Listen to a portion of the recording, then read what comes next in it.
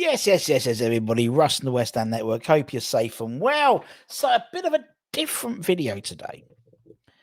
And it's a starter for 10 video. It's not my opinion. Well, I might give you some of my opinion, but it's to generate a conversation. And it's all about Declan Rice.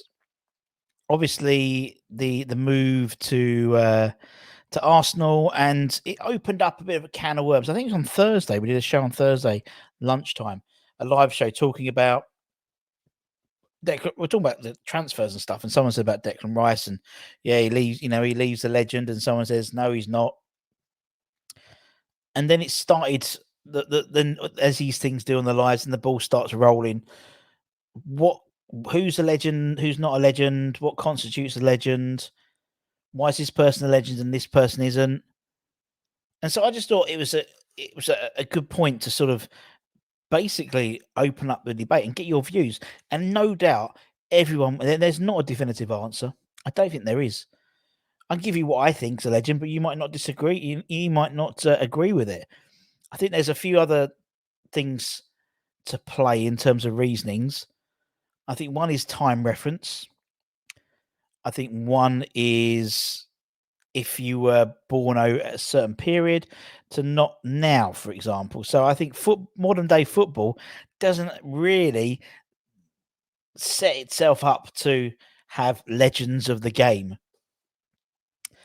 because these players tend to move about, maybe of the game, but not of specific clubs.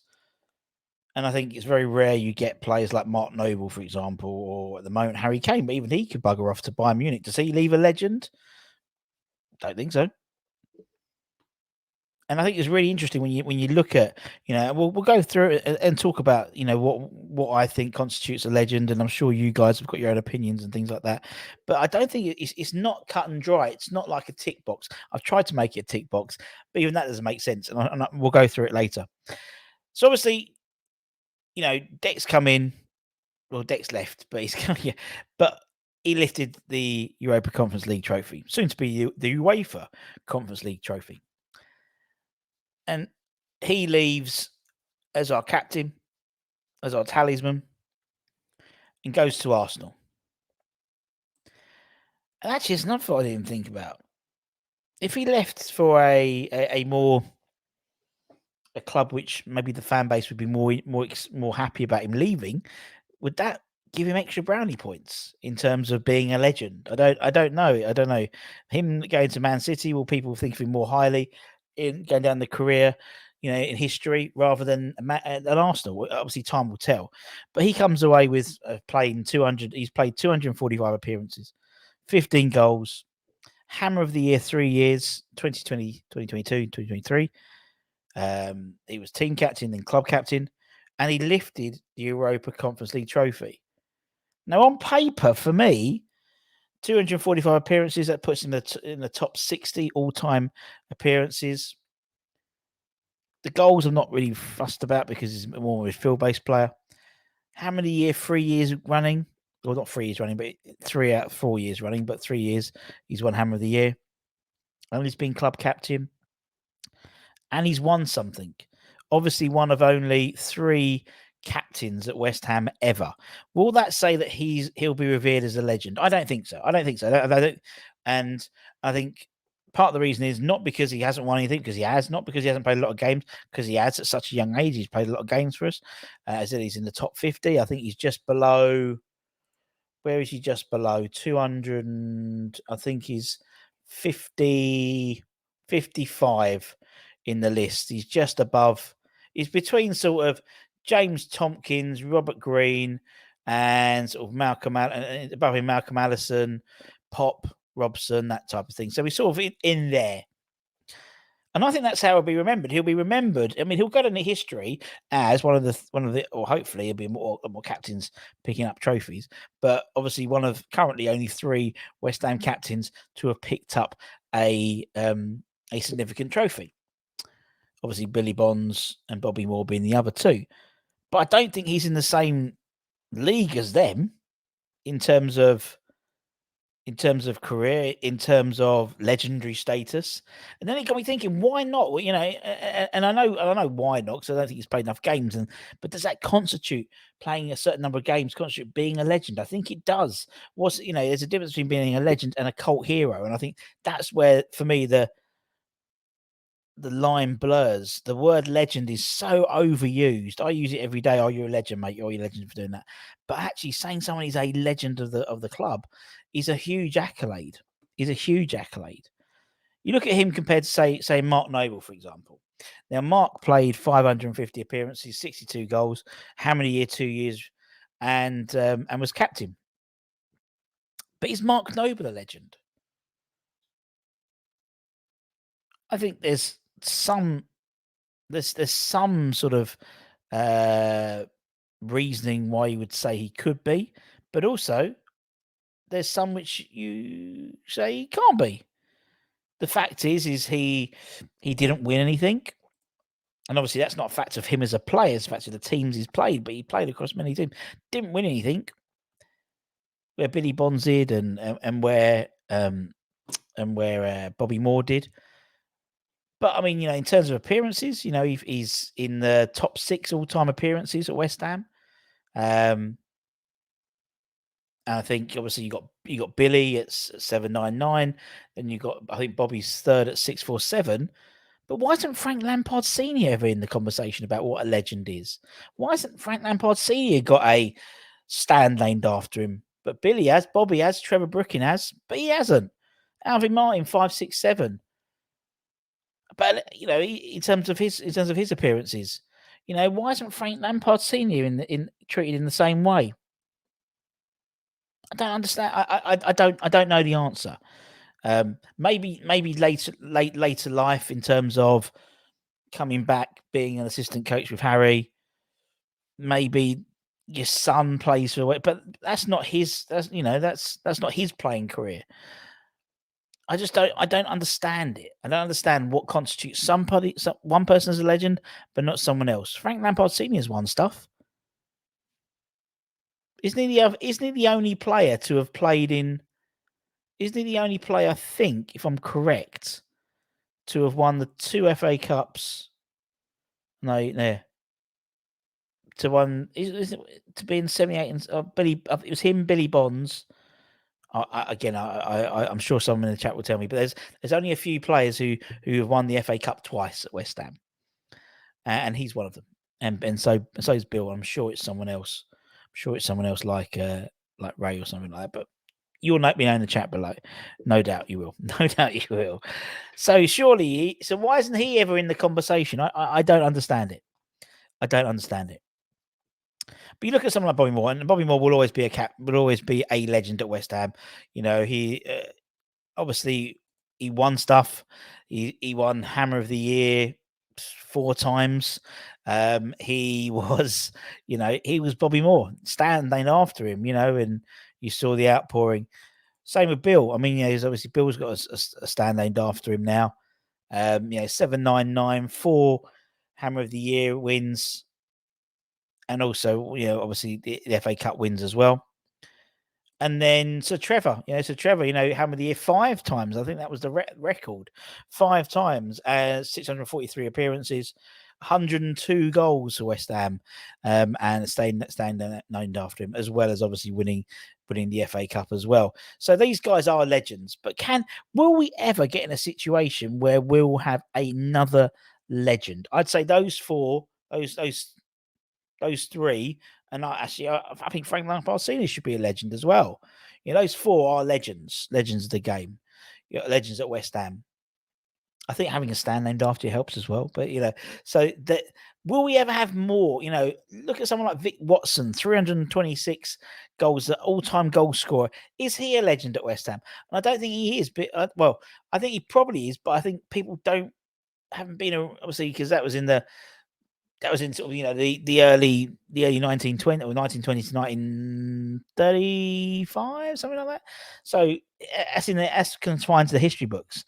Even more so now, I think the likes of the legend of Bobby Moore, the legend of Trevor Brooking, the legend of Billy Bonds will go on, because the fact is they're associated with the club. As statues is a stand named after them. There's statues of Bobby and that type of thing. Even from a young age, about Bobby Moore, about these. So these guys are instilled in people's minds from a young age, so their legacy will continue. But what about anyone new? What about Scott Parker? Is Scott Parker a legend?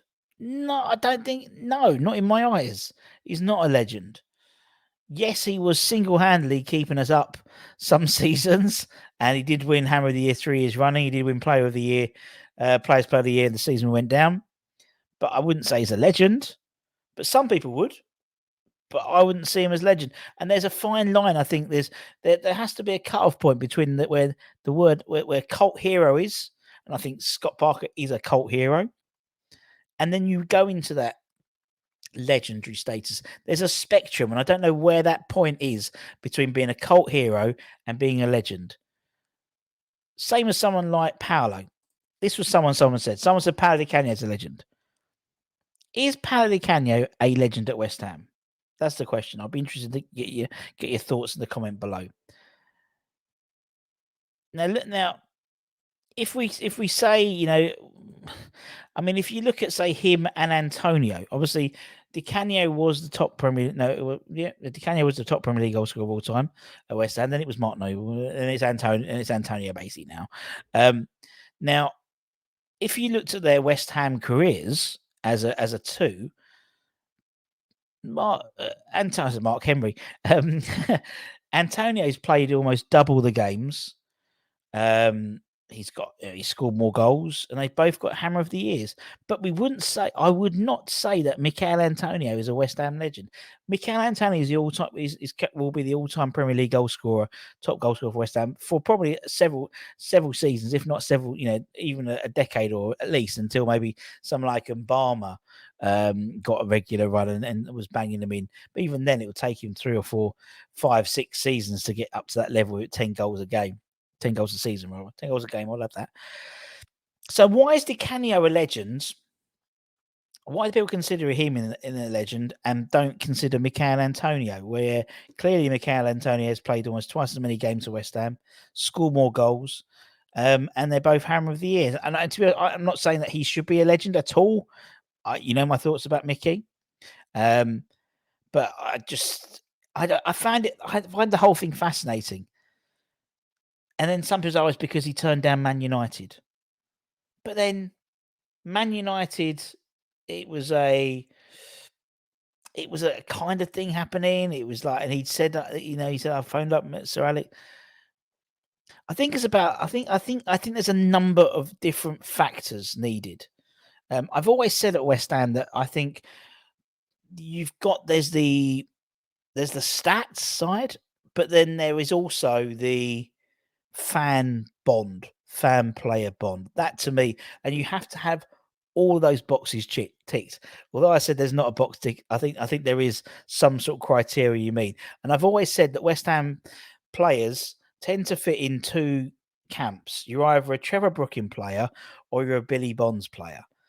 And then occasionally you get players in the middle who have that sort of doggedness, determination of a Billy Bonds, ferociousness, could be a little bit, naughty in terms of a tackle, putting a foot in, has a bit of a nasty side. And then you've got the silkiness of Trevor Brooking. And arguably, Di Canio is one of those players in that middle.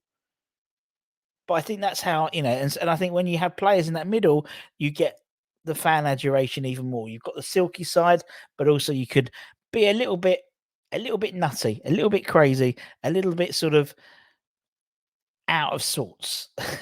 So someone like, a Billy Bond side in the Venn diagram, someone like a Thomas Repka would sit in that, I think, to be honest, Declan Rice sits in that Venn diagram in that middle. He had enough skill he wasn't a particularly silky player, but he could play a bit, he could drop a shoulder, and he could put a tackle in like Billy Bonds. Not like Billy Bonds, but like a Billy Bonds type player. So I think there is like a criteria. I generally think this is good, and this is what I think. I think to constitute being a legend, you have to have played a significant number of games.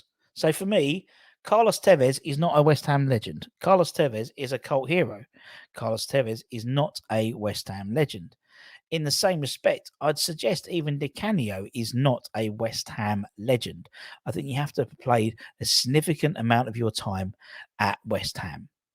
So, for example, someone like Di Canio, Pablo Fornals has played more games than Di Canio at West Ham. Lucas Fabianski has. Marlon Harewood's played more games than Di Canio. So, where's your cut-off point? In fact, Marlon Harewood scored more goals than Di Canio in his West Ham career, I believe. I think Di Canio scored 50, 51. I think Marlon scored something like 56 and played more games as well. So for me, that has to be something. That has to be a significant. What that cut-off point is, I don't know. 300 games, 250. If that's the case, and Declan Rice fits into that criteria. Is it because you have to be in the top 20? Top 20 of all time is 370 appearances at the moment with Ludo. Ludo's your cut-off point. If that's the case, then Jeff Pike misses out on 268. There has, so it's like, well, someone like Pikey, he's won stuff. He didn't win Hammer of the Year, though.